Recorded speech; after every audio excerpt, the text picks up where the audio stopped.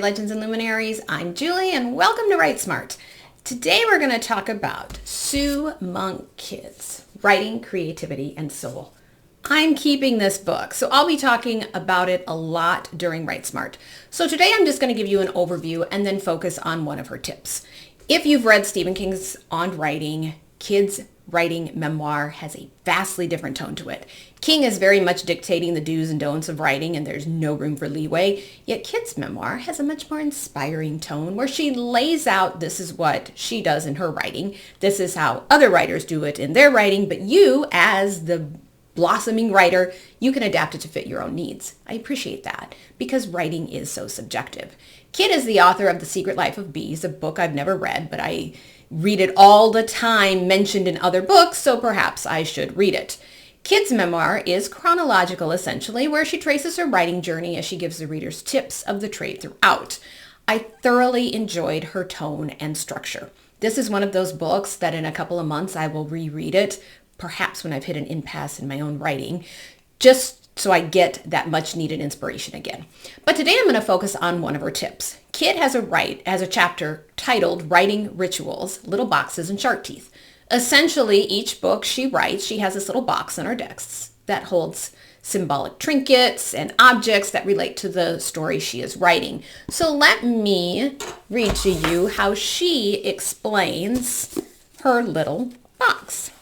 So she's currently in the middle of writing, and she said the box of symbols sat beside my computer for the next 2 years as I wrote, often struggling for the courage to say what I wanted and needed to say. My fingers would pause over the keys and I would think, I can't write that. And then glancing at the little box, I would write it anyway. When an object is imbued with strong personal meaning, it functions. In this case, the items in my dissident daughter box conjured up the presence and power of the experiences I was writing about. They became meaningful, impactful, and active all over again. The symbols I gathered for my novels centered on key things in the story that held a particular charge of feeling, and then she gives a couple examples. These and other symbols helped me forge a deeper connection to my story that I hoped would leak into the pages. Little boxes hold the potency, feeling, and distilled meaning of my work. They elicit a sense of connection to the material that helps sustain me for the long haul. So I find so much meaning in objects, so that part really spoke to me. I didn't do a box, but a larger object. So this is my mother's 1959 Barbie. She has the famous black and white swimsuit on underneath an outfit that Mom then sewed in the late 80s for me. So Barbie was the one toy that my sister and I couldn't touch. That and my mom's Beatles records. My sister is 4 years older than me, and I don't know if she's the one that broke Barbie's little pinky here, or if Mom did that when she played with it when she was little, but we were not allowed to touch Barbie. I honestly didn't care because I much preferred my long-haired blonde Barbies anyway. Once I was long grown and out of the house, my mom bought a curio cabinet and she set Barbie with her black and white swimsuit in there. After my mom died, I gladly took Barbie and I put her in a keepsake box with all this other stuff that I had of my mom's. But it's interesting because before I even started reading Kid's memoir, I was going to move Barbie into my stuff or maybe even display her. It seemed like a more fitting place for Barbie. And then I read Kid's book. So here's my symbol. I decided to dress her up in an outfit that my mom had made, kind of a symbol coming full circle. So I struggled to pick out an outfit. Mom had made me Dirty Dancing Barbie clothes, but this one was more professional and classic outfit. I had fun trying on all the different outfits considering I had never seen her in any of my Barbie clothes before. And my mom always thought of all the details. I don't know if you can see it, but there's a little bee on the coat here.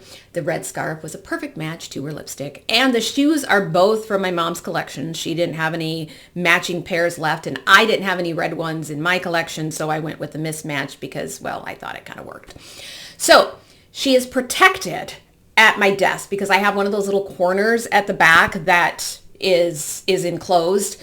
And I put my laptop on a laptop stand because my cat fell asleep on my laptop one time and then it locked up the keyboard. And so I shoved the stand back at the corner and then Barbie stands right back there. And that way she is completely, totally protected. But she stares right at me as I type, which is great, especially since I'm typing a memoir about my mom. And the doll symbolizes my mom as a child long before she was ever mom, yet the outfit she sewed for me represents a cherished aspect of my mother. It's just perfect. And it's Barbie, so it's even better since Barbie was such an integral part of my childhood. And Barbie always taught me you can look good while doing anything, so 1959 Barbie keeps me writing even when I start feeling stuck. And so far, it has worked. It helped that I had a 3-day weekend this weekend, and even though I was a little bit lazy on Sunday, I'm still keeping on track with my writing. And that's the whole point, right? It's an excellent tip that I would recommend trying. So thank you, Sue Monk Kid. And thanks for watching. As always, my goal at Bright Smart is to write books so that we can all get a little bit smarter, one book at a time.